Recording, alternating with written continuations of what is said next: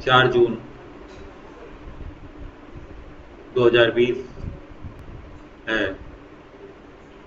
Corona मरीजों की संख्या 2 लाख के ऊपर पहुंच चुकी है, लेकिन हम पढ़ना पढ़ाना जारी रखेंगे। आज हम जयनेंद्र कुमार जी द्वारा रचित ध्रुव यात्रा कहानी का अध्ययन करेंगे। ध्रुव यात्रा कहानी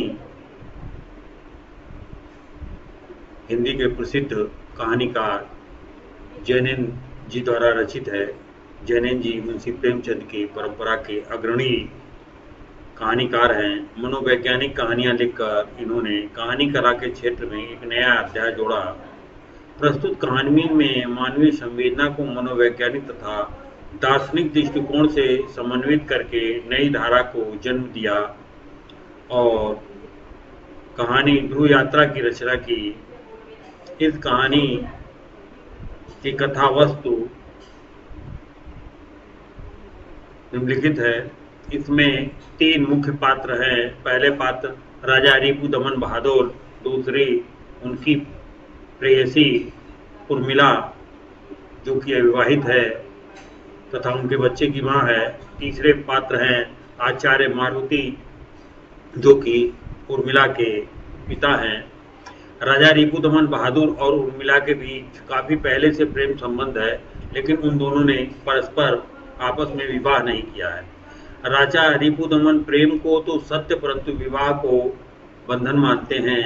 राजा रिपुदमन और उर्मिला के प्रेम संबंधों के कारण उनकी एक संतान है।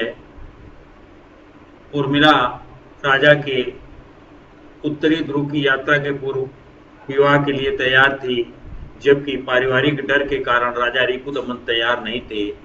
उर्मिला के गर्भ धारण करने के बाद राजा रिपुदमन विवाह के लिए तैयार थे, किंतु उर्मिला ने मना कर दिया और उन्हें उत्तरी ध्रुव की यात्रा पर जाने के लिए तैयार किया।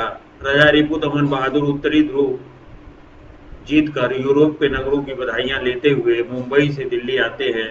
उनकी प्रेयसी उर्मिला समाचार पत्र में अन्य खबरों की तरह इस खबर को भी पढ़ती है, लेकिन किसी प्रकार की व्याकुलता या जिज्ञासा प्रकट नहीं करती है। दिल्ली आने के बाद राजा रिपुदमन को अपने से शिकायत है कि उन्हें नींद नहीं आती है और अपने किए पर पश्चाताप कर रहे हैं। उर्मिला ने उनसे शादी के लिए कहा था तो उन्होंने पारिवारिक जनों के डर से मना कर दिया था। उनकी वही भूल उन्हें पीड़ा प्रदान कर रही है, यही वह सोच करके उर्मिला के विषय में चिंतित हैं। राजा रिपुदमन मानसोपचार के लिए आचार्य मारुति से मिलते हैं। आचार्य मारुति उन्हें स्वस्थ बताते हैं और विवाह करने की सलाह देते हैं, लेकिन रिपुदमन स्वयं को विवाह के अयोग्य बताते हुए इसे बंधन में बंधना कहते हैं। अगले दिन राजा रिपुदमन उर्मिला से मिलते हैं और अपने बच्चे का नामकरण करते हैं। वे उर्मिला से समाज के विपरीत अपने द्वारा किए गए व्यवहार के लिए क्षमा मांगते हैं और अपने व उर्मिला के संबंधों को वैवाहिक रूप देना चाहते हैं, लेकिन उर्मिला स्पष्ट मना करती है और उन्हें लगातार आगे बढ़ने के लिए कहती है।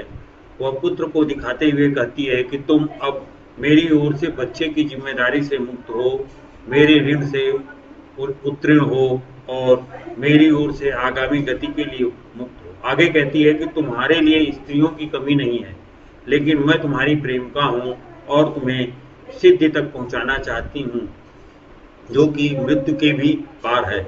उर्मिला सिद्धि प्राप्ति के लिए राजा को दक्षिणी ध्रुव जाने की सलाह देती है। वह कहती है यात्रा की कहीं समाप्ति नहीं होती है, सिद्धि तक जाओ, मृत्यु के पार है। उर्मिला आचार्य के बुलावे पर उनके पास जाती है और वह उर्मिला से राजा रिपुदमन से विवाह करने के लिए कहते हैं। उर्मिला कहती है शास्त्र से स्त्री को नहीं जाना जा सकता, उसे सिर्फ प्रेम से जाना जा सकता है। आचार्य विवाह करने के लिए समझाते हैं, लेकिन वह नहीं मानती। वह स्पष्ट कहती है कि मुक्ति का पथ अकेले का है। अंत में आचार्य उर्मिला के ऊपर इस रहस्य को प्रकट करते हैं कि वह उसके पिता हैं।